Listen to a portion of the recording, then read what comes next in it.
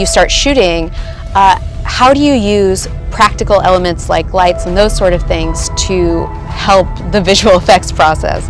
It's always really tricky of knowing, well, how much, where do you use interactive light and when don't you? And so one of the things we had designed for the set and for Brie were these big sort of light bracelets that she wore, which is LED panels of lights on her wrists.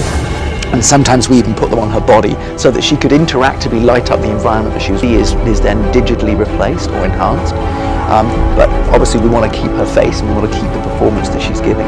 So often it's very useful to have sort of when she's moving around with her lights on her wrists that you have the light moving appropriately. Well, I love it. It is very punk rock. And then I have to say, this shot is so beautiful. Is it easy? Does it take a lot of effort? And I think so a lot of that comes from the performance of what the actor is going to bring to it. And so we decided that it does take a lot of effort.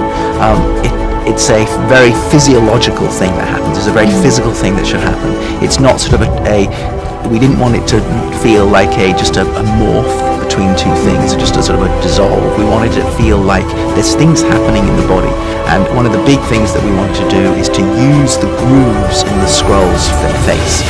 The way they've always been illustrated, have got these big grooves in the chin and their sort of lines. So we really wanted to use that and have that be sort of almost splitting apart, and then the other characters sort of bursting out from within. So you have these two very distinct shots, and you have this interesting component added to that, which is the movement